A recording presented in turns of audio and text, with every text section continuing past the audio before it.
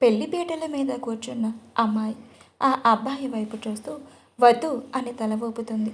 అతనికి ఆ పెళ్లి ఇష్టం లేకపోయినా కష్టంగా ఇచ్చిన మాట కోసం ఆమె మెడలో మూడు ముళ్ళు వేస్తాడు.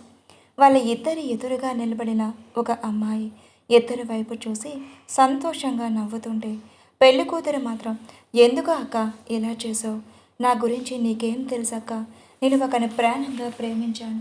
కానీ ఇప్పుడు నువ్వు ఇలా చేసావో నేను అస్సలు అనుకోలేదు, ఊహించలేదు. చిన్నప్పటి నుంచి నువ్వు నా విషయంలో ఇలా నడుచుకోవటం నాకు అస్సలు నచ్చటం లేదు అని మనసులోనే బాధగా అనుకుంటుంది. అతని మనసులో కోపంగా ఎందుకు శ్రావ్య ఇలా చేశావు? నువ్వు నన్ను నా ప్రాణంగా ప్రేమించి నా భార్య చేసుకున్నాను. నిన్ను కంటికి రెప్పలా కాపాడుకుంటూనే వచ్చాను. కానీ నువ్వు ఇలా చేస్తావు అని నేను అస్సలు అనుకోలేదు. తను వేరే అబ్బాయిని ప్రేమించింది అని తెలిసి కూడా నాకు ఇచ్చి ఎందుకు పెళ్లి చేశారు? అసలు ఎందుకు ఇలా చేశావు అని అతను ఆమె మీద కోపంగా వస్తున్న కష్టంగా ఆ కోపాన్ని అణుచుకుంటూ స్వప్న వైపు చూస్తాడు.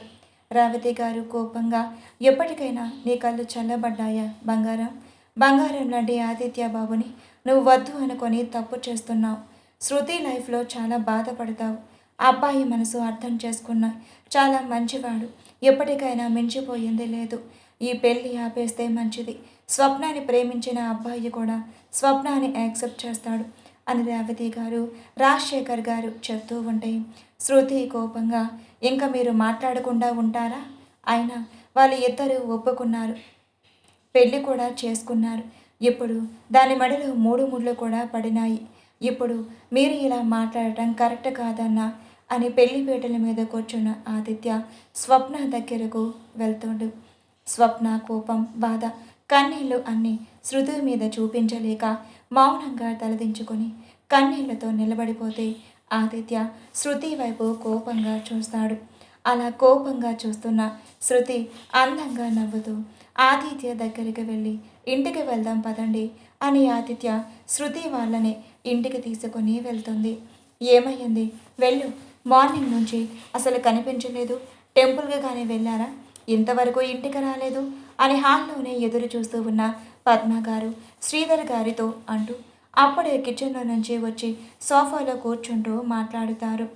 అప్పుడే గడప దగ్గరికి వచ్చిన ఆదిత్య స్వప్న వాళ్ళని చూసి ఆశ్చర్యంగా పద్మ గారు ఆదిత్య అని కోపంగా అరుస్తూ గుమ్మం దగ్గరికి వెళ్ళి అసలు ఏం చేస్తున్నావురా అని కోపంగా చెయ్యి ఎత్తి కొట్టేలోపే శృతి అడ్డుగా వచ్చి అత్తయ్య అని పిలుస్తుంటే ఆ దెబ్బ ఆదిత్యకి కాకుండా శృతికి తగులుతుంది.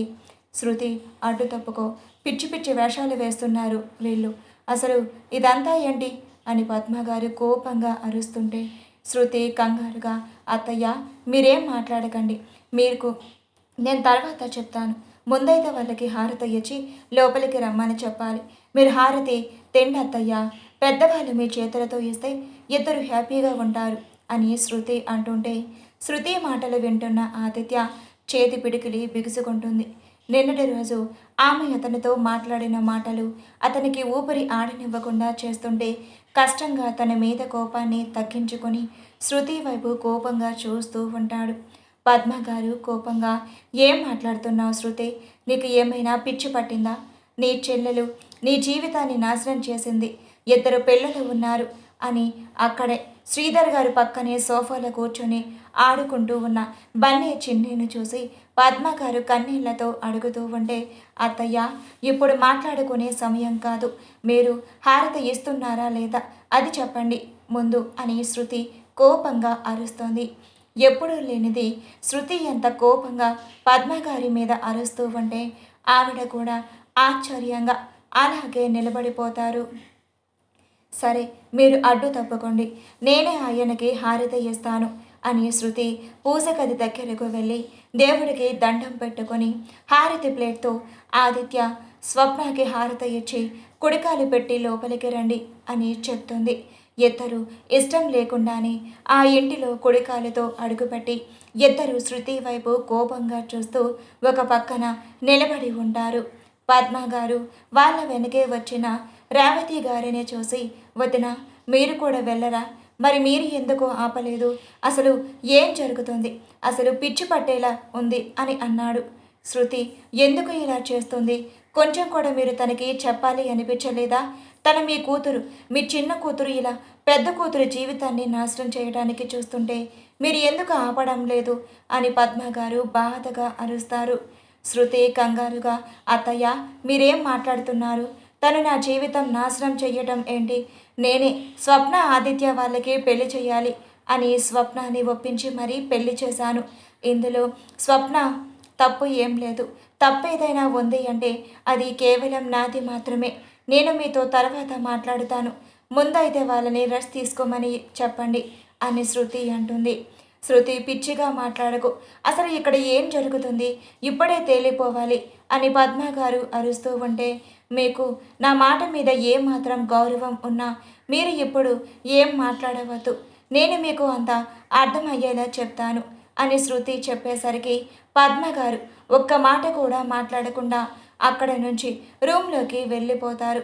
జరుగుతున్న దానికి ఎవరికి ఏం సమాధానం చెప్పాలో అర్థం కాక శ్రీధర్ గారు ఇంకా రాజశేఖర్ గారు అక్కడి నుంచి వెళ్ళిపోతే రేవతి గారి కోపంగా శృతి చెంప మీద కొట్టి, ఎందుకే ఇద్దరి జీవితాలతో పాటు నీ జీవితం కూడా నాశనం చేశావు? పిల్లల పరిస్థితి ఏం కావాలి? ఒక్కసారైనా వాళ్ళ గురించి ఆలోచించావా? అసలు ఏం చూసుకుని ఇలా తయారయ్యావు? ప్రాణంగా ప్రేమించిన భర్తని కాదు అనుకుని ఇలాంటి జీవితాన్ని మీ చెల్లికి ఎందుకు ఇచ్చావే అని ఆవిడ కోపంగా అరుస్తుంటే, ఇప్పుడు ఏంటమ్మా దాని జీవితం నేనేమైనా నాశనం చేశానా? ఆదిత్య చాలా మంచివాడు, దాన్ని బాగానే చూసుకుంటాడు. ఆయన నీకెందుకు అర్థం కావట్లేదు? మర్చిపోయాను చెప్పడం అని తన రూమ్లోకి వెళ్ళి డ్రైవర్స్ పేపర్స్ తీసుకొని వచ్చి సైన్ చేసి ఆదిత్య చేతిలో పెడుతుంది. ఆదిత్య ఆశ్చర్యంగా ఏంటిది అని శృతిని కోపంగా చూస్తూ అడుగుతుంటే, శృతి కోపంగా ఏంటి కొత్తగా అడుగుతున్నావు? చెప్పా కదా నువ్వు నా చెల్లి మెడలో తాళి కడితే నీకు డైవర్స్ ఇస్తాను అని. అదే ఇస్తున్నా. మళ్ళీ ఏంటి అని రివర్స్లో అడుగుతున్నావు? అసలు నీ ఉద్దేశం ఏంటి ఆదిత్య అని శృతి కోపంగా అరుస్తుంది. శృతి నువ్వు నా కళ్ళ ముందు ఉంటాను అంటేనే నేను మీ చెల్లి మెడలో తాళి కట్టాను. అంతేకాని తన అంటే నాకు ఇష్టమో ప్రేమో కాదు. అసలు తన అంటే నాకు అసహ్యం అని అంటున్న ఆదిత్య మాటలు స్వప్న మనసుకి గాయంగా అనిపిస్తూ స్వప్న అక్కడి నుంచి వెళ్ళిపోతుంది. శృతి కోపంగా, నీకు నేనంటే ఏమాత్రం ఇష్టం ఉన్నా నువ్వు ఈ డైవర్స్ పేపర్స్ మీద సైన్ చేయాలి, లేదంటే నేను చచ్చినంత ఒట్టే అని శృతి చెప్పేసరికి ఆదిత్య చేసేది ఏం లేక కష్టంగా డైవర్స్ పేపర్స్ మీద సైన్ చేసి అక్కడి నుంచి రూమ్లోకి వెళ్ళిపోతాడు. రేవతి గారు శృతి వైపు ఆశ్చర్యంగా చూస్తూ, శృతి నువ్వేం చేస్తున్నావో అర్థమవుతుందా? మీ జీవితాన్ని నువ్వే నీ చేతులారా నాశనం చేసుకుంటున్నావే. కొంచెం కూడా నీకు మనసు లేదు. ఎందుకు ఇలా తయారయ్యావు? అసలు నువ్వు ఎందుకు బ్రతుకు ఉన్నావే అని రేవతి గారి కోపంగా అరుస్తుంటే శృతి చిన్నగా నవ్వుతూ, ముందు ముందు నీకే తెలుస్తుందిలేమ్మా అని అక్కడి నుంచి తన రూమ్లోకి వెళ్ళిపోతుంది. రూమ్లోకి వెళ్ళిన ఆదిత్య తన మెడలో ఉన్న పూలదండ విసిరి కింద కొట్టి, శృతి చాలా తప్పు చేశావు. జీవితంలో కోలుకోలేని దెబ్బ కొట్టారు. నిన్ను ఎంతలా ప్రేమించానే, ఎందుకు ఇంతలా చేశావు అని కోపంగా అనుకుంటూ రూమ్లో ఉండాలి అనిపించక కార్ కీస్ తీసుకొని అక్కడి నుంచి వెళ్ళిపోవాలి అని బయటకు వచ్చిన ఆదిత్య ఎదురుగా శృతి వచ్చి నిలబడుతుంది. అడ్డు తప్పుకో అని అరిచిన ఆదిత్య అరుపుకి శృతి ఒక్క నిమిషం తన వెన్ను జలధరిస్తున్న కష్టంగా ఆ ఫీలింగ్ని అణుచుకొని, ఆదిత్య లోపలికి వెళ్దా, ఇప్పుడు నువ్వు బయటికి వెళ్ళకూడదు అని శృతి చెప్తుంది. శృతి మాటలు ఏమాత్రం వినాలి అనిపించక, నీకు కావాల్సింది నువ్వు చేసావు కదా, ఇంకా నీకేం కావాలి అని ఆదిత్య కోపంగా అరుస్తూ ఉంటే, నువ్వు నా చెల్లితో కాపరం చేయాలి అని శృతి అంటుంది. అప్పటి వరకు తన కోపాన్ని అణుచుకున్న ఆదిత్య కోపంగా శృతి చెంప మీద కొట్టి, పిచ్చి పిచ్చిగా మాట్లాడితే చంపేస్తాను, ఏమనుకొని మాట్లాడుతున్నావే అని తన చెయ్య పట్టుకొని విసురుగా అడుగుతూ ఉంటే, ఆదిత్య నొప్పిగా ఉంది అని శృతి బాధైన గొంతుతో మాట్లాడుతూ ఉంటే ఆదిత్య తన చేతిని వదిలేసి, ఎందుకు శృతి ఇలా చేస్తున్నావు అని జీరబోయిన గొంతుతో అడుగుతాడు. ఆదిత్య నేను చెప్పినట్టు నువ్వు చెయ్యాలి. నాకు మాట ఇచ్చా, నేను ఏది చెప్తే అదే చేస్తాను అని. నువ్వు కష్టమైనా సరే తనతో నువ్వు ఉండాలి, అర్థమవుతుందా? తనకి ఇష్టమా లేదా ఇదంతా నేను అడగను. నువ్వు తను ఇద్దరు ఉండాల్సిందే అని శృతి చెప్తుంది. శృతి మాటలకు కోపంగా చేతిలో ఉన్న కార్ విసురుగా ఫోర్స్ మీద కొట్టి కోపంగా రూమ్లోకి వెళ్ళిపోతుంటే, ఈరోజు మీ ఇద్దరికి శాంతి ముహూర్తం అని చెప్తున్న శృతి మాటలకు అక్కడే ఆగిపోయి మెట్ల మీద నుంచి శృతి వైపు కోపంగా చూస్తూ నీకు పిచ్చి పట్టింది అని కోపంగా అరుస్తూ అక్కడి నుంచి రూమ్లోకి వెళ్ళిపోతాడు. అప్పుడే అక్కడికి వచ్చిన పద్మ గారు, శృతి అసలు ఏం చేస్తున్నావమ్మా, నీకైనా అర్థమవుతుందా అని ఆవిడ కోపంగా అరుస్తుంటే, అత్తయ్య నేను మీతో మాట్లాడాలి అని శృతి పద్మగారిని తీసుకొని రూమ్లోకి వెళ్ళి, ఇప్పుడు చెప్పండి అత్తయ్య, ఏంటి, ఎందుకు మీరంతా అలా బాధపడుతున్నారు?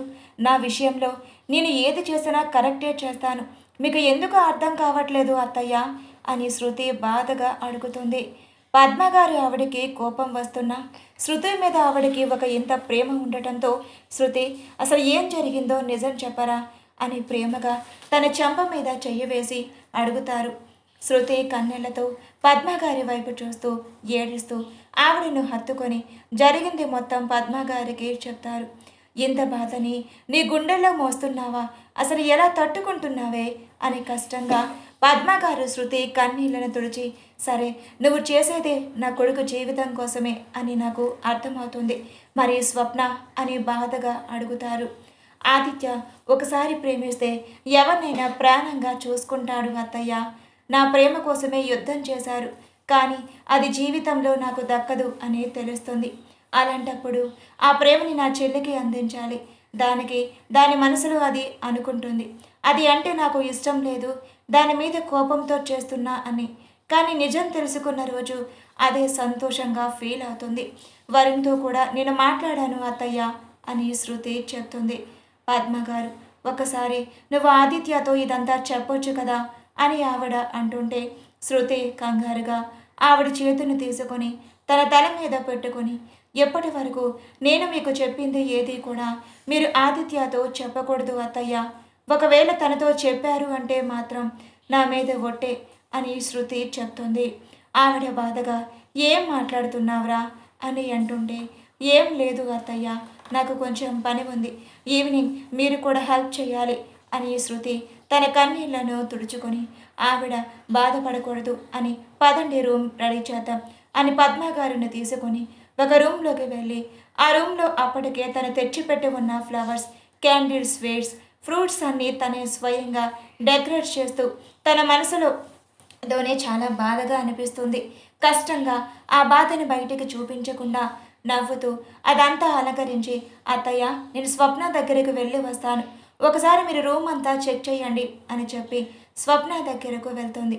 రూమ్లోకి వెళ్ళిన స్వప్న ఎన్నిసార్లు వరుణ్కి కాల్ చేసినా వరుణ్ కాల్ లిఫ్ట్ చేయకపోవటంతో అసహనంగా, ఏమయ్యింది వరుణ్, నువ్వు నా కాల్ ఎందుకు లిఫ్ట్ చేయట్లేదు, జరిగింది నీకు చెప్పాలి అని ఎంతలా అనిపిస్తున్నా నువ్వు ఒకసారి కూడా కాల్ లిఫ్ట్ చేయట్లేదు, నాకు అసలు బ్రతకాలని అనిపించట్లేదు, చాలా కష్టంగా అనిపిస్తుంది, ప్లీజ్ వరుణ్ ఒకసారి కాల్ లిఫ్ట్ చేయి అని స్వప్న తన ఫోన్ చేస్తూనే ఉన్నా వరుణ్ ఫోన్ చేయకపోవటంతో ఫోన్ బెడ్ మీద విసిరేసి, అక్క నువ్వు చేసిన దానికి నేను అసలు ఏమనాలో కూడా నాకు అర్థం కావట్లేదు, ఎందుకు అక్క ఇలా చేశావు అని స్వప్న బాధగా అనుకుంటూ ఉన్న సమయంలోనే శృతి స్వప్న అంటూ రూమ్ డోర్ కొడుతుంది.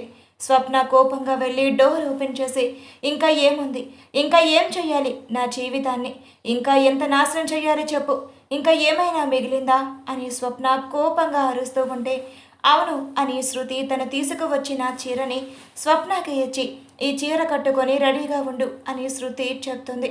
స్వప్న కోపంగా అక్క అని అరుస్తుంటే, అరవద్దు నాకు కోపం వస్తుంది, స్వప్న మీకు తెలుసు కదా నా మీద ఎవరైనా నోరు తెరిచి అరిస్తే నాకు నచ్చదు అని, నేను చెప్పిందే నువ్వు వినాలి, అర్థమవుతుందా, లేదంటే నేనేం చేస్తానో కూడా నువ్వు ఊహించలేవు అని శృతి కోపంగా అరుస్తూ ఉంటే, అసలు ఎందుకక్క ఇలా చేస్తున్నావు, నేను చదువుకుంటున్నాను అని తెలిసి ఇక్కడికి అమ్మకి హెల్త్ బాగాలేదు అని కాల్ చేయించి నన్ను రప్పించావు, గుడికి వెళ్దామని తీసుకుని వెళ్ళి తీరా ఇలా పెళ్ళి, అది కూడా బావతో, అసలు నువ్వు ఏం నిర్ణయించుకున్నావు, అసలు ఏం చెయ్యాలనుకుంటున్నావు, ఎందుకు ఇలా చేస్తున్నావు, నేను వరుణ్ణి ప్రేమించాను అని నీతో పాటు ఇంట్లో అందరికీ తెలుసు.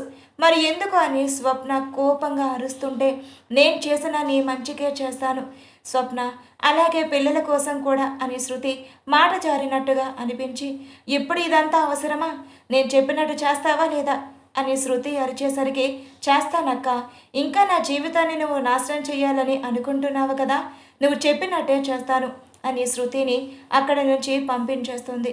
వరుణ్కి ఎన్నిసార్లు కాల్ చేసినా వరుణ్ లిఫ్ట్ చేయకపోవడంతో ఏమయ్యింది, అసలు ఏం జరిగింది, ఎందుకు కాల్ లిఫ్ట్ చేయట్లేదు అని ఆలోచిస్తూ శృతి ఇచ్చిన చీర వైపు కోపంగా చూస్తూ విసురుగా ఆ చీరను కింద పడేస్తుంది. సాయంత్రం సమయం కావస్తూ ఉంటే రూమ్ అంతా ఒకసారి చెక్ చేసుకొని ఆదిత్య దగ్గరికి వెళ్తే, ఆదిత్య ఈ డ్రెస్ వేసుకో అని అతనికి ఇస్తుంది. ఆదిత్య కోపంగా శృతి వైపు చూస్తూ, అసలు ఏం చేస్తున్నావే, కొంచెమైనా అర్థమవుతుందా నీకు అని అల్మారాలో డ్రెస్ తీస్తున్న శృతిని కోపంగా అల్మారాకి ఆనించి ఆమె వైపు కోపంగా చూస్తూ ప్రశ్నిస్తాడు. అతను దగ్గరికి వస్తేనే ఆమె శరీరం నీరసించిపోతుంది. కానీ కష్టంగా ఆ ఫీలింగ్ని అలుచుకుంటూ అతని హక్ చేసుకోవాలి అనిపిస్తున్నా ఎప్పుడు అతను తన వాడు కాదు అని ఆమె మనసుకి నచ్చ చెప్పుకొని దూరం జరుగు ఆదిత్య, ఎవరైనా చూస్తే బాగోదు, పైగా స్వప్న ఇంట్లో ఉంది, తను నీ భార్య అని శృతి చెప్తుంటే ఆదిత్య కోపంగా శృతి బుగ్గల పట్టుకొని ఆమె వైపు కోపంగా చూస్తూ శృతి పెదవులను అందుకుంటాడు. అతను ఇస్తున్న ముద్దుకే ఆమె మనసు ప్రశాంతంగా మారిపోతే అతని చుట్టూ చేతులు వేసి గట్టిగా హక్ చేసుకొని అతనితో కాలం అలాగే ఆగిపోతే బాగుండు అని మనసుగా అనిపిస్తుంటే కష్టంగా ఆ ఫీలింగ్ని అణుచుకొని తన చేతిలో తీసి ఆదిత్యని విసురుగా దూరం తోసి, ఏం చేస్తున్నావు ఆదిత్య, పిచ్చి పట్టిందా నీకు అని కోపంగా అరుస్తుంది. నువ్వు రెడీ అయి కింద ఉన్న రూమ్లోకి వెళ్ళు అని శృతి చెప్తుంటే, శృతి ఎందుకు నన్ను అర్థం చేసుకోవట్లేదు అని బాధగా అడుగుతున్న ఆదిత్య గొంతుకి ఆమెకు వస్తున్న కన్నీళ్లను కష్టంగా అనుకుని, నువ్వు నాకు మాట ఇచ్చావు ఆదిత్య, ఈరోజు నువ్వు స్వప్న ఎట్టి పరిస్థితుల్లోనూ మీ కలయిక జరగాలి, కాదు అని నువ్వు చెయ్యాలి అనుకుంటే నా గురించి తెలుసు కదా అని శృతి అంటుంది. శృతి మాట్లాడిన మాటలు ఆదిత్య మనసుకి బాధ కలిగిస్తూ ఉన్నాయి అని తెలిసిన తన మనసును చంపుకొని కష్టంగా ఆదిత్య సంతోషం కోసం అతనికి అర్థమయ్యేలా చెప్పాలి అని ఉన్న తన సిచ్యువేషన్ చెప్తే అతను ఏమైపోతాడో అని తన మనసు మరింత బాధగా మార్చుకొని, రెడీ అవ్వు, టైం అవుతుంది అని అక్కడి నుంచి కిచెన్లోకి వెళ్ళిపోతుంది. రేవతి గారు వాళ్ళు ఎంత చెప్పినా శృతి వినిపించుకోకపోవడంతో అక్కడ ఉండాలి అనిపించక వాళ్ళ ఇంటికి వెళ్ళిపోతారు. భోజనం సమయం అవుతున్న వాళ్ళు భోజనం చేయటానికి కూడా రాకపోతుంటే శృతి అని వాళ్ళ చేత ఇద్దరికి భోజనం పంపిస్తుంది. వాళ్ళకి తినాలి అని అనిపించక అలాగే ఉండిపోతే రాత్రి సమయం కావచ్చు ఉండేసరికి ఆదిత్యాన్ని రూమ్లోకి తీసుకొని వెళ్ళి, ఎక్కడే ఉండు, ఎక్కడికి వెళ్ళకు, నువ్వేమైనా ప్లాన్స్ చేస్తే మాత్రం నాకు ఇచ్చిన మాట గుర్తుంది కదా అని శృతి ముందుగానే హెచ్చరించేసరికి ఆదిత్య మౌనంగా ఉండిపోతాడు. ఆదిత్య అసహనంగా రూమ్లో అటు ఇటు తిరుగుతూ ఉంటే శృతి స్వప్న దగ్గరకు వెళ్ళి, రెడీ అయ్యావా అని డోర్ ఓపెన్ చేసి అడుగుతుంది.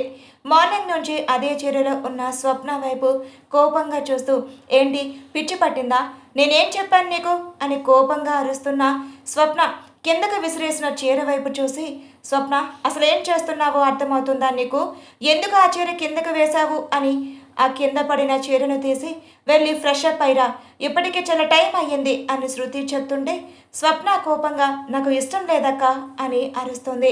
నీకు ఇష్టం ఉన్నా లేకపోయినా నువ్వు ఆదిత్యతో ఉండాల్సిందే, అర్థమవుతుందా, ఖచ్చితంగా నువ్వు ఆదిత్యతో ఉండాలి, నువ్వు నాకు మాట ఇచ్చావు, అలాగే ఆ మాట నిలబెట్టుకో, లేదంటే నేనేం చేస్తానో కూడా నువ్వు ఊహించలేవు అని శృతి కోపంగా అరుస్తూ ఉంటే, ఏం చేస్తావు, నువ్వేం చెయ్యలేవు అని శృతి వైపు చూస్తూ స్వప్న కోపంగా అంటుంది. అవునా, నేనేం చెయ్యలేనా అని శృతి ఫోన్ తీసుకుని ఎవరికో కాల్ చేస్తుంటే స్వప్న ఎవరికి అని ఆశ్చర్యంగా శృతి వైపు చూస్తూ ఉండేసరికి, రేయ్ వాడు అక్కడే ఉన్నాడా అని శృతి అంటుంటే, ఉన్నాడు మేడం అని అంటారు అవతల ఉన్న వ్యక్తి. వాడి చేత ఒక్కసారి మాట్లాడించండి అని శృతి అంటుంటే స్వప్న ఆశ్చర్యంగా అసలు ఏమయ్యింది? అక్క ఎవరి చేత మాట్లాడించాలి అని అనుకుంటుంది అని వింతగా శృతి వైపు అలాగే చూస్తూ ఉంటే వరుణ్ గొంతు వినిపించి ఆశ్చర్యంగా అలాగే ఉండిపోతుంది.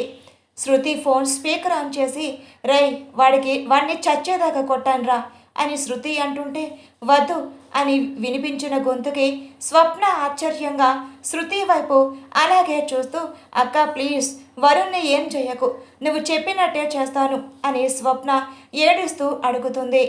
అవునా, చెప్పినట్టే మాట వింటావా? వింటావు కదా, వినకపోతే తెలుసు కదా అని శృతి స్వప్న వైపు చూసి చెబుతూ ఇదిగో చీర, తొందరగా రెడీ అయ్యిరా. శృతి అక్కడి నుంచి వెళ్ళిపోతుంది. స్వప్న ఏడుస్తూ ఎందుకు అక్క ఇలా చేస్తుంది? అసలు అక్క ఏం చెయ్యాలనుకుంటుంది? వరుణ్ణి ప్రేమించని విషయం ముందు అక్కకే చెప్పాను కదా, మరి అక్క ఇంట్లో పెళ్లికి ఒప్పిస్తాను అని చెప్పింది. తీరా ఇప్పుడేమో బావతో పెళ్లి చేసుకోకపోతే చనిపోతాను అని ఒట్టు వేయించుకుంది. అసలు ఇప్పుడు ఏం జరుగుతుంది? నా జీవితం ఏమవుతుంది? వరుణ్ లేకుండా నేను బతకగలనా? బావతో నా జీవితాన్ని నేను అసలు ఊహించుకోలేను. అక్క జీవితం నేను తీసుకున్నట్లు అవుతుంది. నాకు అసలు ఏం చెయ్యాలో అర్థం కావట్లేదు అని స్వప్న కన్నీళ్లతో తనకి ఇష్టం లేకపోయినా వరుణ్ణి శృతి ఎక్కడ చంపేస్తుందే అనే భయంతో కష్టంగా రెడీ అవుతుంది. శృతి అందరి కోసం భోజనం ఏర్పాటు చేస్తే కష్టంగా అనిపించినా ఎవరికి తినాలి అనిపించక ఏదో తిన్నాము అంటే తిని వదిలేసి ఎవరి రూమ్లోకి వాళ్ళు వెళ్ళిపోతే శృతి ఆదిత్య దగ్గరికి వెళ్ళి కింద రూమ్ రెడీగా ఉంది, అక్కడికి వెళ్ళి వెయిట్ చేయి అని శృతి చెప్తుంది. శృతి కంగారు ఒకసారి బాగా ఆలోచించు, పిచ్చి పిచ్చి నిర్ణయాలు తీసుకొని జీవితం నాశనం చేయడం అంత తేలిక కాదు. ఎందుకు నీకు అర్థం కావట్లేదు? తను ఆల్రెడీ వరుణ్ణి ప్రేమించింది, ఆ విషయం నాకు కూడా తెలుసు. కానీ ఇప్పుడు ఇలా చేయటం కరెక్ట్ కాదు శృతి, ప్లీజ్ అర్థం చేసుకో అని ఆదిత్య చెప్తూ ఉంటే చూడు, ఇంకా నీ మాట వినాలి అని నేను అసలు అనుకోవట్లేదు. నేను చెప్పింది చేస్తావా లేదా? నాకు మాట ఇచ్చావు, మాట తప్పుతావా ఆదిత్య అని శృతి కోపంగా అరిచేసరికి ఆదిత్య కష్టంగా శృతి చెప్పిన రూమ్లోకే వెళ్తాడు. శృతి స్వప్న దగ్గరకు వెళ్ళి ఏడుస్తూ కూర్చున్న స్వప్న చేతులకి పాల గ్లాసు ఇచ్చి రూమ్లోకి వెళ్ళు, టైం అవుతుంది అని శృతి కఠినంగా చెప్తుంటే అక్క ఎప్పటికీ సమయం మించిపోలేదు, ప్లీజ్ అక్క అర్థం చేసుకో, నాకు బావంటే ఇష్టం లేదు, ఇలా బలవంతంగా అని శృతి కాళ్ళు పట్టుకుని స్వప్న ఏడుస్తుంది. శృతి కష్టం మీద తన బాధని అంతా లోపలే అణిచివేసి చాలా కఠినంగా మారిపోయి స్వప్న నీకు ఇంకా వేరే ఆప్షన్ లేదు, టైం అవుతుంది వెళ్ళు అని శృతి అంటుంటే ఇంకా స్వప్న చేసేదేం లేక శృతి ఇచ్చిన పాల గ్లాస్ తీసుకొని ఆదిత్య ఉన్న రూమ్లోకి వెళ్తుంది. రూమ్లోకి వెళ్ళిన స్వప్న ఆదిత్య వైపు చూస్తూ అతనితో మాట్లాడాలి అని ప్రయత్నిస్తున్నా అతని కూడా స్వప్నకి ఏం చెప్పాలో అర్థం కాక ఇద్దరికి కష్టంగా అనిపించినా మౌనంగా ఉండిపోతారు. కొంచెం సేపటికి ఇద్దరి శరీరంలో మార్పు తెలుస్తూ ఉంటే కష్టంగా ఆ ఫీలింగ్ని అణుచుకుంటూ అసలు ఏం జరుగుతుంది ఇప్పుడు లేనంతగా అని ఆదిత్య శరీరం వేడిగా కాలిపోతుంటే చాలా కష్టం మీద తనని తాను తమాయించుకొని మౌనంగా ఉండటానికి ప్రయత్నిస్తాడు. కానీ మత్తుగా మల్లెపూల వాసనకి తనని తాను నివారించుకోలేక స్వప్న దగ్గరకు అడుగులు వేసి ఆమెను వెనక నుండి హత్తుకొని ఆమె మెడ మీద అతని పెదవులతో ముద్దు పెడతాడు. తన శరీరంలో కూడా మార్పు తనకి అర్థమవుతూ ఉంటే చాలా కష్టంగా ఫీలింగ్స్ని అణుచుకుంటున్న స్వప్న అతని స్పర్శ ఆమెను తాకేసరికి అతని వైపు తిరిగి స్వప్న ఆదిత్య అని గట్టిగా హత్తుకుంటుంది. ఇరువురికి ఇష్టం లేకపోయినా శరీరంలో చెప్పలేని మార్పు జరుగుతూ ఉంటే కష్టంగానే అనిపిస్తున్న భారం తట్టుకోలేక ఇరువురి కలయిక లేకపోతే ప్రాణం పోయేలా అనిపిస్తున్న ఆదిత్య కష్టంగా స్వప్న దగ్గరికి ఎత్తుకొని వెళ్ళి ఆమెను బెడ్ మీదకు చేర్చి ఆమె మీదకు చేరి ఇరువురి శరీరం నుండి వస్త్రాలు వేరు చేసి ఆమెతో కలయిక మొదలు పెడతాడు. అతనికి అదే మొదటి కలయిక కాకపోయినా ఆమెకు మొదటి కలయిక వస్తున్న నొప్పి కూడా ఆమెకు ఉన్న ఫీలింగ్స్కి అర్థం కాక అతన్ని గట్టిగా హత్తుకొని అతన్ని మరీ ఎంత రెచ్చగొడుతూ ఆమెతో ఉండిపోయేలా అతన్ని ఒకటే అయ్యేలా ఇద్దరు ఆ రాత్రి మొత్తం కలయిక సాగిస్తూనే ఉంటారు. ఎప్పటికో అలసిన శరీరాలతో తెల్లవారుజామున నిద్రపోయిన ఆదిత్య స్వప్నకి మరుసటి రోజు మధ్యాహ్నం 2 గంటలకు మెలకువ వచ్చి ఒకరిని ఒకరు చూసుకొని మౌనంగా తలదించుకుంటారు. ఇద్దరి మధ్య మౌనం సమాధానంగా నిలిచిపోతే ఒకరికి కూడా మాట్లాడాలి అనిపించక ఇద్దరు ఫ్రెష్ అప్ అయి హాల్లోకి వస్తారు. అప్పటికే శృతి తన లగేజ్ ప్యాక్ సర్దుకొని ఆదిత్య రాక కోసం ఎదురు చూస్తూ హాల్లోనే కూర్చొని ఉంటుంది. శృతి వైపు కోపంగా చూస్తూ ఏంటి ఇదంతా అని అక్కడే ఉన్న లగేజ్ చూసి అడుగుతూ ఉంటే ఏంటిదంతా అని అడుగుతున్నావేంటి, పెళ్లి చేసుకున్నావు, విడాకుల పేపర్స్ మీద సైన్ చేసావు, అలాగే నీ వైఫ్ ఉంది, ఇంకేంటి ఇంకా నీతో నాకు ఏం పని, ఇప్పుడు హ్యాపీగానే ఉన్నావు కదా, నైట్ కూడా మీ ఫస్ట్ నైట్ జరిగిపోయింది, ఇంకా నీకేం కావాలి, అది నేను ఇద్దరం ఇంట్లో సవతి పోరు పడలేం కదా, అందుకే నేను ఇక్కడి నుంచి లండన్ వెళ్ళిపోతున్నాను అని శృతి చెప్తుంది.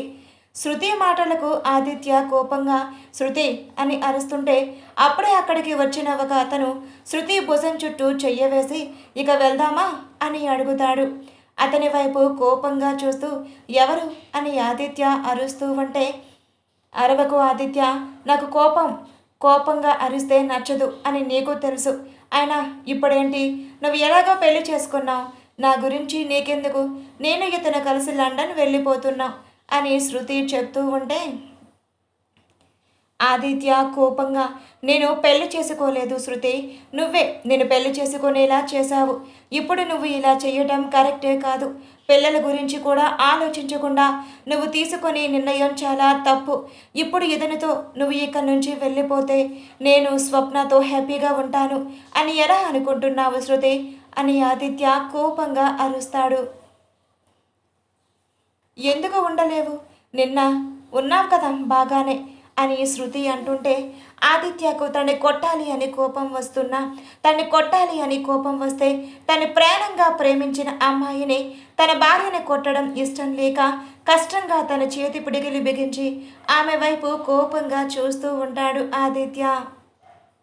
శృతి ఇంకా ఎవరు చెప్పినా వినదు అని ఆదిత్యకి కూడా అర్థమై సరే ఏంటిప్పుడు, నేను బ్రతిమలాడుతున్నా అని ఎక్కువ చేస్తున్నావు కదా, నేను ప్రేమించానని నీకు అలసైపోయాను కదా, చూస్తూ ఉండవే, నువ్వు ఇంతకింత అనుభవిస్తావు, నేను స్వప్న హ్యాపీగా ఉంటాము, మా జీవితాలని నువ్వు నాశనం చేశావు అని అనుకుంటున్నావు, కానీ నువ్వు మాకు చాలా హెల్ప్ చేశావు, లైఫ్లో తన కంట్లో కన్నీరు రాకుండా తనని నా ప్రాణం కన్నా కాపాడుకుంటాను, ఎప్పటి వరకు నిన్ను ఎంత ప్రేమించానో అంతగా అసహించుకుంటున్నాను, వెళ్ళిపో శృతి, నా కళ్ళ ముందు నుంచి నువ్వు కనిపించకు, నేను చూస్తుంటేనే అసహ్యం, అసలు చంపేయాలనిపిస్తుంది, నేను ప్రేమించింది అని నా మీద నాకే అసహ్యంగా ఉంది అని ఆదిత్య అక్కడి నుంచి రూమ్లోకి వెళ్ళిపోతాడు.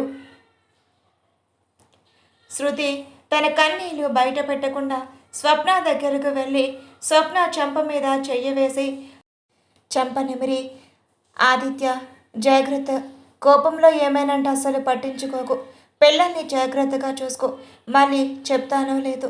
స్వప్న చెంపని నెమరి శృతి వచ్చిన వ్యక్తి వైపు చూసి వెళ్దామా అన్నట్టు చేస్తుంది. స్వప్న ఉండబట్టలేక వరుణ్ అక్క ఎలా ఉన్నాడు అని అడిగితే వరుణ్ బాగానే ఉన్నాడు స్వప్న, నువ్వు వరుణ్ గురించి ఆలోచించకు, వరుణ్ నువ్వు అనుకున్నంత మంచివాడు కాదు, అలాగే వరుణ్ వేరే అమ్మాయితో పెళ్ళికి ఒప్పుకున్నాడు, అందుకే నీకు ఈ విషయం చెప్పలేదు, నువ్వు ఆదిత్య ఇద్దరు హ్యాపీగా ఉండండి, ఆదిత్యను బాగా చూసుకో, సమయానికి ఆదిత్యకి ఫుడ్ పెట్టు, అసలు ఆకలి కూడా వెయ్యదు పిచ్చోడు అని శృతి బాధగా చెప్తూ ఉంటే అసలు అక్కకు ఏమయ్యింది, ఎందుకు ఇంత బాధగా మాట్లాడుతుంది అని స్వప్న ఆలోచనలో ఉన్న ఆలోచనలు వరుణ్ వేరే అమ్మాయిని పెళ్లి చేసుకుంటున్నాడు అన్న దగ్గరే ఆగిపోతాయి. శృతి అక్కడ నుంచి తన లగేజ్ తీసుకొని అందరి వైపు చూస్తూ పద్మగారి దగ్గరకు వెళ్ళి ఆవిడని హత్తుకొని అత్తయ్య జాగ్రత్త, టైంకి మెడిసిన్ వేసుకోండి, అయ్యో మర్చిపోయాను, వెళ్తున్నాను, మళ్ళీ వస్తాను అనే నమ్మకం లేదు కదా అత్తయ్య అని వచ్చి రాని నవ్వుతూ చెప్తుంటే పద్మగారు కన్నీళ్లతో శృతి వైపు బాధగా చూస్తారు. అయ్యో అలా ఏడవకండి అత్తయ్య, మీరు అలా ఏడిస్తే నాకు మంచిది కాదు, మీరు నన్ను నవ్వుతూ పంపించండి ప్లీజ్. శృతి ఆవిడ చెయ్యి తీసుకొని తన తల మీద పెట్టుకొని వెళ్ళొస్తాను, స్వప్న చిన్నపిల్ల, జాగ్రత్త, తనకేం తెలియదు, ఏదైనా తప్పు చేస్తే అమ్మలా సర్ది చెప్పండి, కానీ అత్తమ్మలా కోపడద్దు, నాకు తెలుసు మీరు బాగా చూసుకుంటారు అని, కానీ ఏమో నాకు ఏదోలా అనిపిస్తుంది అని శృతి బాధగా చెప్తూ ఆదిత్య జాగ్రత్త అత్తయ్య, వాడి కోసమే ఇలా చేశాను అని తెలిస్తే వాడు తట్టుకోలేడు. వాడికి తెలియకుండా చూడండి. ఇదే మీరు నాకు ఇస్తున్న మాట అత్తయ్య. గుర్తుపెట్టుకోండి. ఇంకా బయలుదేరుతాను.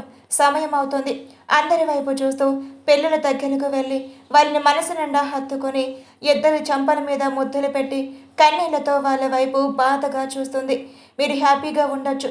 ఎప్పుడంటే మీకు ఊహ తెలియదు. కానీ మీకు తెలిసేసరికి స్వప్న పిన్ని మీకు అమ్మగా మారుతుంది. శృతి అందరి వైపు చూసి అక్కడి నుంచి వెళ్తూ చివరిసారిగా ఆదిత్యాన్ని చూడాలి అని అనిపిస్తున్నా ఖచ్చితంగా తన ఆలోచనలు తొక్కుపెట్టి అక్కడి నుంచి వచ్చిన వ్యక్తితో లండన్ వెళ్ళిపోతుంది. శృతి లండన్ వెళ్ళిపోయిన కొన్ని రోజులు గడుస్తాయి. ఎప్పుడూ లేనిది ఆదిత్య ముందు తాగడం, సిగరెట్ బాగా కాల్చడం అతనికి అలవాటైపోతాయి. స్వప్న అతన్ని ఏం అడగాలి అని కూడా అనుకోదు. ఎందుకు అతన్ని అడగాలి అని అనిపించినా అతన్ని చూస్తేనే భయంగా అనిపిస్తుంది. స్వప్న పిల్లల్ని మాత్రం బాగా చూసుకుంటుంది. పద్మ గారు కొడుకు జీవితం అలా అయిపోవడం ఆవిడ కన్నపేగు తట్టుకోలేకపోతుంటే వాళ్ళకి చెప్పాలి అని ఉన్న శృతికి ఇచ్చిన మాట చెప్పలేక మౌనంగా ఉండిపోతుంది. అలా ఆదిత్యాని కొన్ని రోజులు గమనించిన తర్వాత స్వప్న ఆదిత్యాని అడుగుతుంది. ఎందుకు బావా ఇలా తాగుతున్నావు? నీకు నేనంటే ఇష్టం లేదా అని స్వప్న అడుగుతూ ఉంటే ఆదిత్య విరక్తిగా నవ్వి, ఎందుకు స్వప్న, ఇప్పుడు నిన్ను ఇష్టపడి నువ్వు కూడా మీ అక్కలాగే నన్ను మోసం చేసి వెళ్ళిపోతావా? ఇప్పుడు అంత ధైర్యం నేను చెయ్యలేను. నా మనసులో ఎవరూ లేరు స్వప్న. నువ్వు కూడా కేవలం శృతికి ఇచ్చిన మాట కోసం మాత్రమే నా జీవితంలోకి ఉన్నావు. అంతకు మించి వేరే ఆలోచన నాకు లేదు అని ఆదిత్య చెప్తుంటే స్వప్న కన్నీళ్లతో ఆదిత్య వైపు చూస్తూ అతన్ని హత్తుకొని, బావా నాకు నువ్వు కావాలి అని చెప్తుంది. స్వప్న మాటలు అతనికి అర్థం కాకపోతూ ఉంటే, ఏం మాట్లాడుతున్నావు స్వప్న? నేను నీకు కావాలా? అయినా నేనేం పరాయి వాడిని కాదు కదా, నీ భర్తనే. పైగా కొత్తగా మాట్లాడుతున్నావు, ఏమయ్యింది అని ఆదిత్య మత్తుగా అడుగుతూ ఉంటే అప్పటికే తాగి ఉండటం, ఫుడ్ తినకపోవటం వల్ల అతనికి నీరసం వస్తుంది. లేదు, నాకెందుకో ఒంటరిగా అనిపిస్తుంది బావా. నువ్వు కూడా నాకు తోడు లేకపోతే జీవితంలో నేనేం చెయ్యలేను అనిపిస్తుంది. ప్లీజ్ నువ్వైనా నాతో ఉండు. వరుణ్ నన్ను మోసం చేసి వెళ్ళిపోయాడు. కనీసం నువ్వు కూడా లేకపోతే నేను ఏమైపోతాను? ఇప్పుడు అక్క పూర్తిగా వదిలేసి వెళ్ళిపోయింది. పిల్లల్ని నేను అమ్మలా చూసుకుంటున్నాను. నిన్ను నా ప్రాణంలా ప్రేమిస్తున్నాను. మరి ఎందుకు నీకు నేను నచ్చట్లేదు బావా? నేనేమైనా తక్కువ చేశానా అని స్వప్న అడుగుతుంది. స్వప్న మాటలు గమనించిన ఆదిత్యకి అది కూడా నిజమే అనిపిస్తుంది. ఒక అమ్మాయి ప్రాణంగా ప్రేమించిన ఆ అబ్బాయి మోసం చేసి ఇంకో అమ్మాయిని పెళ్లి చేసుకొని వెళ్ళిపోతే ఆ అమ్మాయి మాత్రం ఏం చేస్తుంది? ప్రాణంగా ప్రేమించిన భార్య నువ్వు నాకు వద్దు అని విడాకులు ఇచ్చి తన చెల్లెలితో పెళ్లి చేసి మరీ అక్కడి నుంచి జీవితంలో వెళ్ళిపోతే అతను మాత్రం ఏం చేయగలడు? ఉన్న స్వప్న కోసమైనా అతను మారాలి అని అనుకుంటాడు ఆదిత్య. ఆదిత్య స్వప్న కన్నీళ్ళు తుడిచి, నువ్వు బాధపడకు, నీకోసం నేను మారుతాను. నువ్వు నేను హ్యాపీగా ఉందా. మన పిల్లలు, అమ్మా నాన్న అంతే మన లైఫ్లో.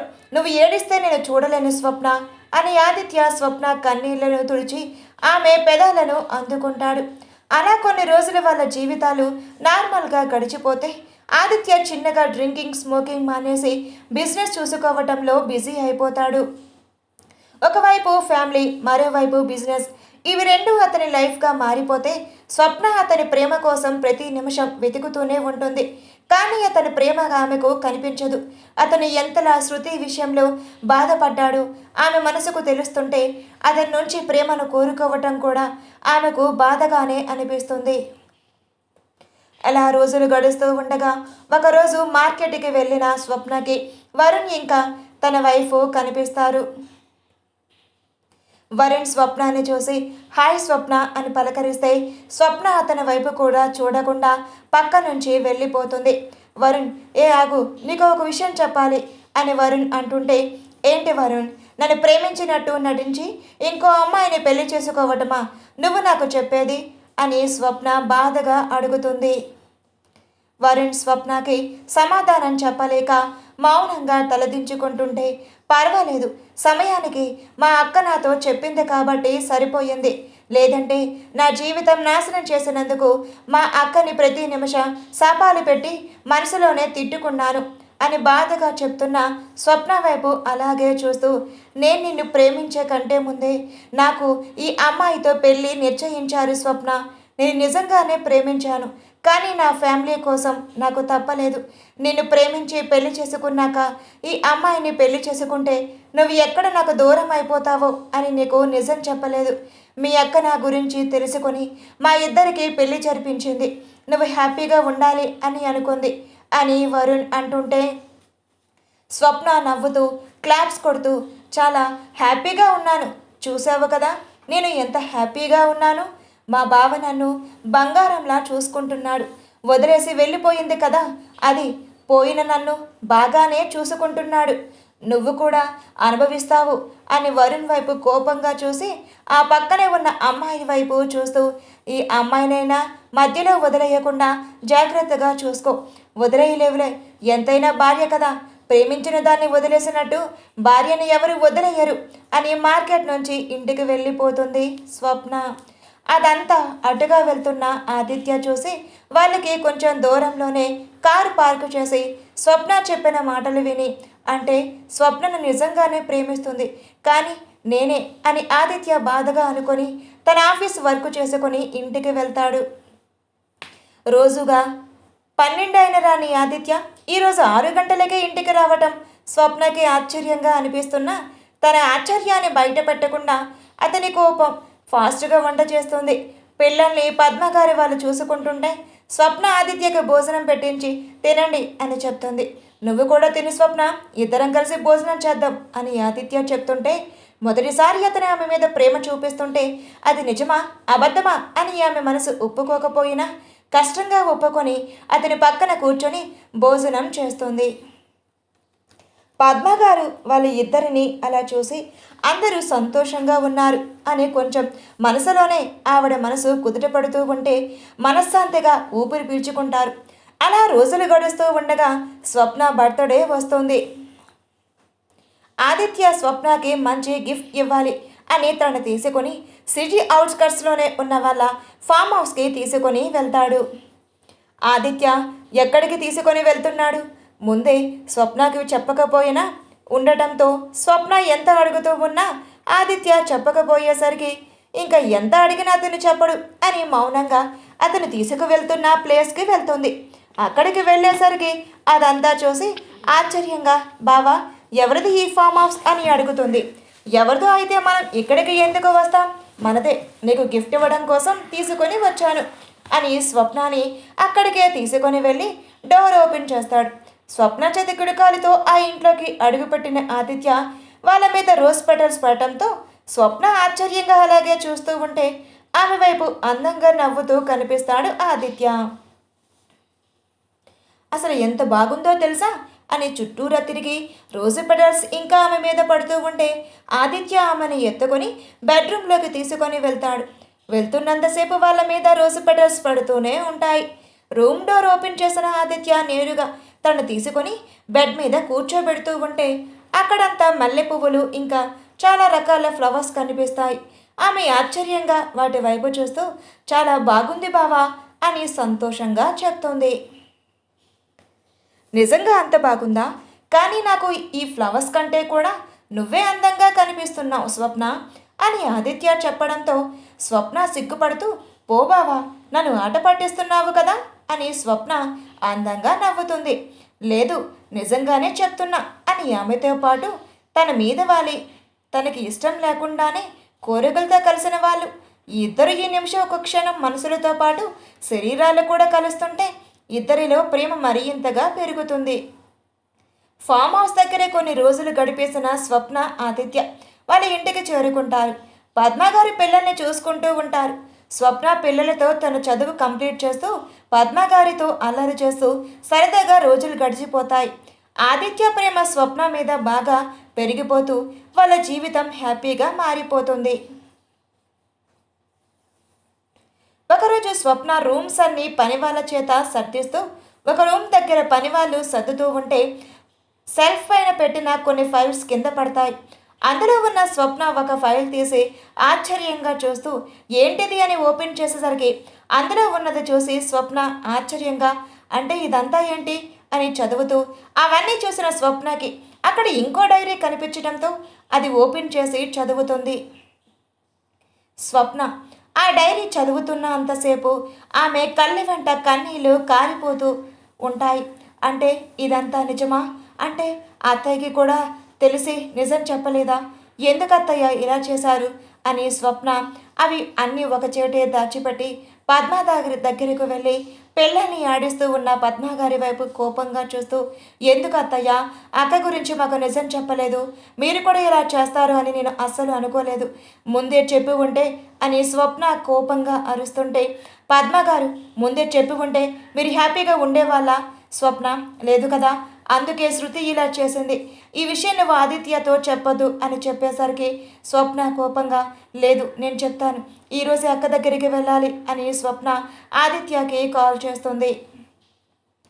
బాగా ఆఫీస్ వర్క్లో బిజీగా ఉన్న ఆదిత్య స్వప్న కాల్ చేయడంతో నవ్వుతూ కాల్ లిఫ్ట్ చేసి హలో అని అనడమే ఆలస్యం. అవతల వైపు ఉన్న స్వప్న వాయిస్లో ఏడుపు గమనించి ఏమైందిరా అని చాలా టెన్షన్గా అడుగుతాడు. బావా మీరు అర్జెంటుగా ఇంటికి రండి అని స్వప్న చెప్పడంతో ఆదిత్య ఏదైనా అయ్యిందేమో అని ఫాస్ట్గా ఇంటికి వెళ్ళేసరికి స్వప్న మనం అర్జెంటుగా ఇప్పుడు లండన్ వెళ్ళాలి, ప్లీజ్ బావా ప్లీజ్, ఈ ఒక్కసారికి నేను చెప్పిన మాట వినండి అని ఆదిత్యకి నిజం చెప్పకుండానే ఏడుస్తూ ఉంటుంది స్వప్న. సరే నువ్వు చెప్పినట్టుగానే వెళ్దాం, ఇప్పటికు లండన్ అంటే ఎలారా, కష్టం కదా అని ఆదిత్య అంటే, అదంతా నాకు తెలియదు, మనకి చాఫర్ ఉంది కదా దానిలో వెళ్దాం అని స్వప్న చెప్తుంటే, సరే ముందు కన్నీళ్ళు తుడుచుకో అని, అమ్మ పిల్లల జాగ్రత్త, నేను స్వప్నాన్ని తీసుకుని లండన్ వెళ్తున్నా అని స్వప్న గొడవ చేయడంతో ఆదిత్య ఇంకా తప్పక లండన్ స్టార్ట్ అవుతాడు. చాలా సమయం తర్వాత ఇద్దరు హాస్పిటల్కి చేరుకొని ఆశ్చర్యంగా ఆదిత్య చూస్తుంటే స్వప్న ఫాస్ట్గా హాస్పిటల్లోకి వెళ్తుంది. నేరుగా జాఫర్ హాస్పిటల్ పైన ల్యాండ్ అవ్వడంతో, పైగా హాస్పిటల్ ముందే తెలిసి ఉండటంతో ఆదిత్యకి ఇక్కడికి ఎందుకు తీసుకువచ్చింది, అసలు ఏం జరుగుతుంది, ఈ హాస్పిటల్ డాడీ వాళ్ళ ఫ్రెండ్ది, అసలు ఏమయ్యింది అని స్వప్న వెనక వెళ్తున్న ఆదిత్య రిసెప్షన్లో శృతి ఆదిత్య అని అడుగుతుంది. ఆదిత్య బ్రాకెట్తో ముడిపడి శృతి తనకి ఏమయ్యింది అని ఆలోచిస్తూనే స్వప్న వెంట అడుగులు వేస్తాడు. ఐసీయూ రూమ్లో చాలా వైర్స్ పెట్టి ఆక్సిజన్ మీద ఎప్పుడు ఉంటుందో ఉండదో అని కొట్టుమిట్టుకుంటున్న గుండె చప్పుడు ప్రతి నిమిషం శృతి భారంగా అనిపిస్తూ ఉంటే ఐసీయూ రూమ్ బయట నిలబడి అతన్నే చూసి, నువ్వు ఆ రోజు అక్కడికి వచ్చావు కదా అని ఆదిత్య ఆశ్చర్యంగా అడుగుతూ ఉంటే, అవును సార్, నేను తనని ట్రీట్మెంట్ చేస్తున్నాను డాక్టర్, తనకి క్యాన్సర్, కొన్ని రోజుల్లోనే చనిపోతుంది, ఆ నిజం తనకి తెలిసి మీకు పెళ్లి చేసింది, జరిగింది మీకు తెలిస్తే ఉండొచ్చు అని డాక్టర్ ఎక్కువగా చెప్పలేక అక్కడి నుంచి పక్కకు వెళ్ళిపోతే శృతి వైపు చూస్తున్న ఆదిత్యకు అసలు ఆమెనా అక్కడ ఉంది అనేంతలా మారిపోయిన ఆమె కండిషన్ చూసి ఒక్క నిమిషం కూడా బయట ఉండలేక రూమ్లోకి వెళ్ళి వైర్స్ మధ్యలో ఉన్న ఆమె చేతిని పట్టుకొని శృతి అని పిలుస్తాడు. అతని పిలుపు కోసమే ఎదురు చూస్తున్నట్టుగా శృతి కళ్ళు తెరిచి, వచ్చేసావా ఆదిత్య అని చాలా లోతైన గొంతుతో ఆక్సిజన్ మాస్క్ పక్కకు తీసి నీరసంగా అడుగుతుంది శృతి. అసలు ఏంట్రా ఇదంతా, నాకు ఎందుకు చెప్పలేదు, నీకేమైనా అయితే నేను తట్టుకోగలనా అని అంటున్న ఆదిత్య నోటి దగ్గర మీద చెయ్యి అడ్డుపెట్టి స్వప్న అక్కడ నిలబడి శృతి వైపు కన్నీళ్లతో చూస్తుంటే ఆమెను కళ్ళతోటే రమ్మని సైగ చేస్తుంది.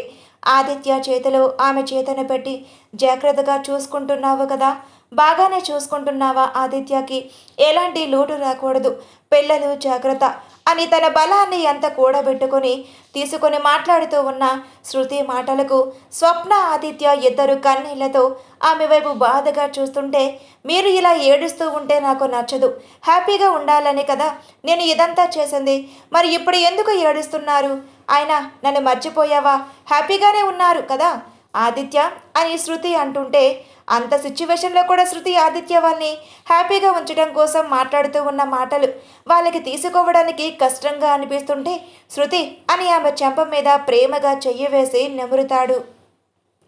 చిన్నగా కళ్ళు మూసి తెరిచి ఆదిత్య వైపు చూస్తూ దగ్గరికి రా అని కళ్ళతోటే సైగ చేస్తుంటే ఆమె నుదుటి మీద ముద్దు పెట్టి ఎదపైన బరువు లేకుండా తలవార్చి కన్నీళ్లతో ఆమె వైపు అలాగే చూస్తుంటే శృతి అతని నుదుటి మీద ముద్దు పెట్టి, మనం ప్రేమించుకొని పెళ్లి చేసుకున్నాం కదా ఆదిత్య, మన ఫ్యామిలీలో ఒక్కరు కూడా ఒప్పుకోలేదు ముందైతే. కానీ నీకు ఒక విషయం చెప్పనా, మనం ప్రేమించుకున్నా పెళ్లి చేసుకున్నా నేను ఇంతవరకు నీకు ఒక్కసారి కూడా ప్రపోజ్ చేయలేదు కదా. ఇలాంటి ఒక సిచ్యువేషన్లో ప్రపోజ్ చేస్తానని కూడా నేను అనుకోలేదు. ఐ లవ్ యూ ఆదిత్య అని అతని ఒంటి మీద ముద్దు పెట్టి శృతి చెప్తూ కళ్ళు మూసుకుంది.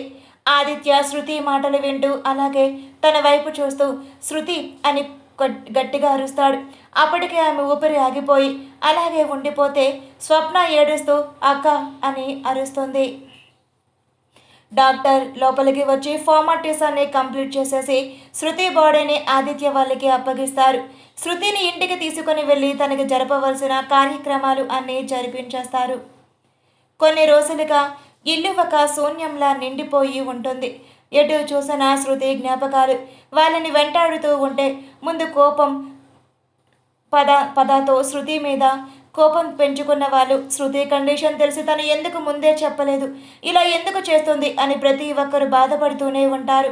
బాధ నుంచి కోలుకున్న ఆదిత్య మరి ఇంత బాధలోకి కూరుకుపోతూ ఉంటే అదే టైంలో స్వప్న ప్రెగ్నెంట్ అని తెలుస్తుంది.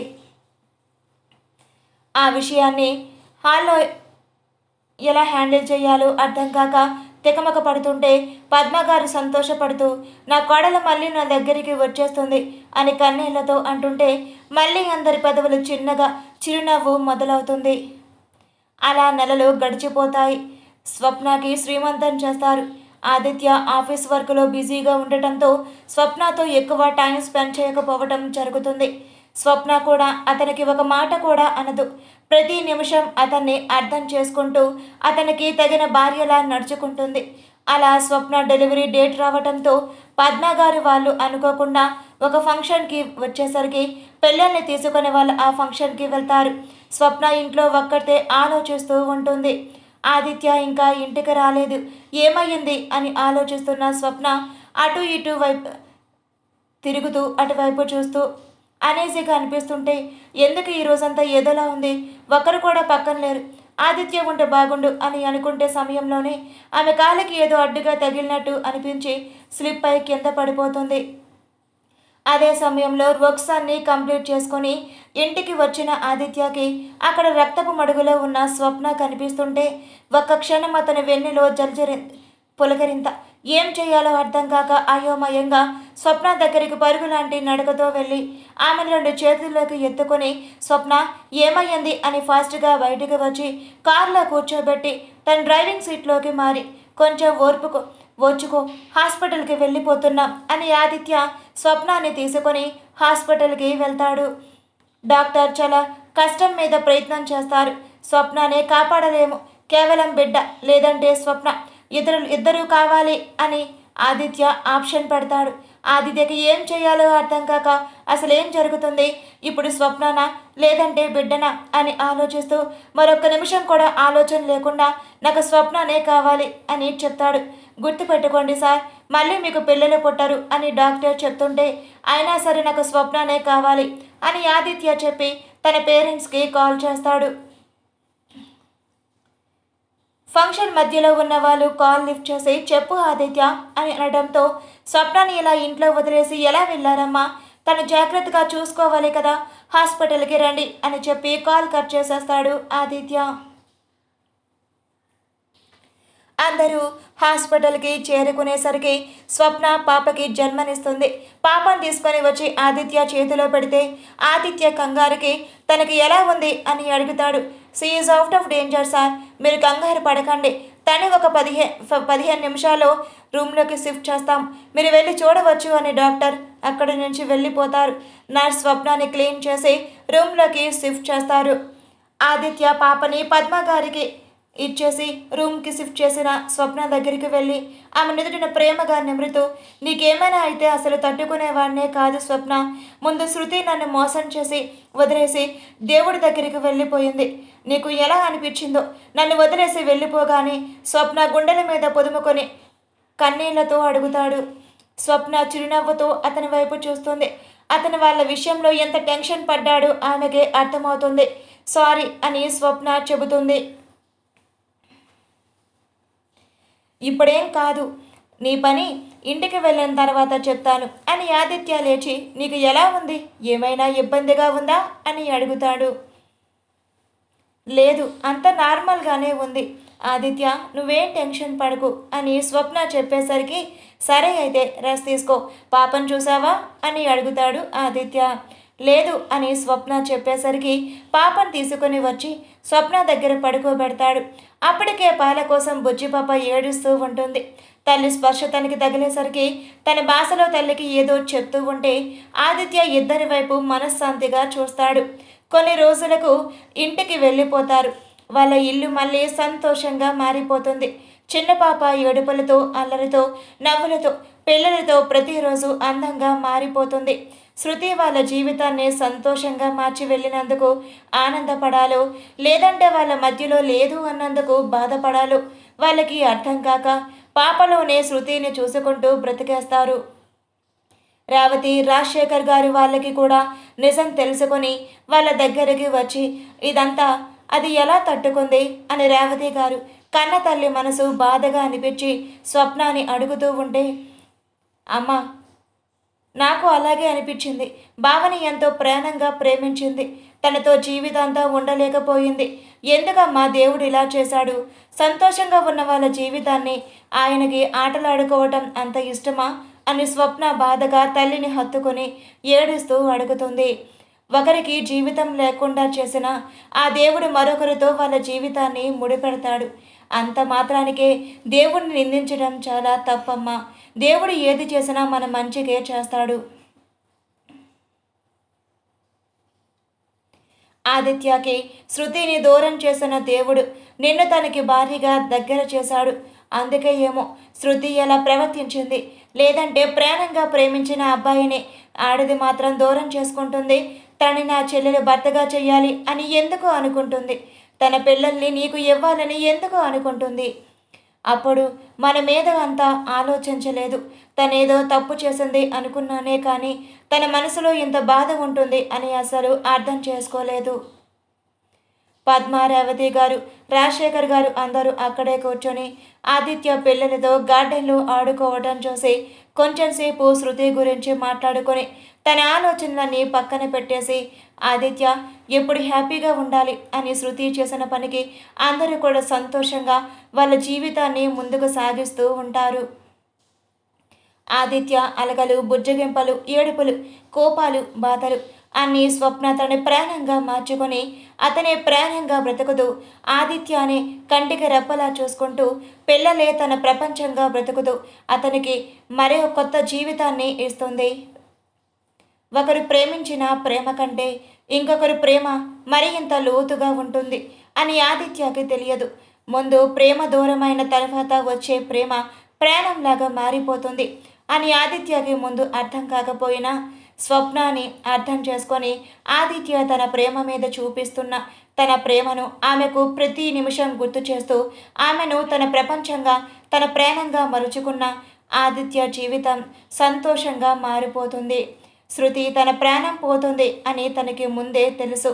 తన ప్రాణంగా ప్రేమించిన వ్యక్తి ఏమైపోతాడు అన్న ఆలోచనతో తన చెల్లెలిని మోసం చేసే వరుణ్ చేతిలో పడకుండా కాపాడి ఆదిత్య జీవితం తను లేకపోతే ఏమైపోతుందో తెలియక అయోమయ స్థితిలో ఉన్నప్పుడు స్వప్న గురించి తెలుసుకొని వరుణ్ తనని మోసం చేస్తున్నాడు అని అర్థం చేసుకొని తన చెల్లెల్ని ఎలాగైనా కాపాడుకోవాలి అని ఆదిత్యతో గొడవపడి తన పెళ్లి చేసుకునేలాగా స్వప్న బలవంతం చేసి, చేసుకోకపోతే నేను చచ్చిపోతాను అని బెదిరించింది.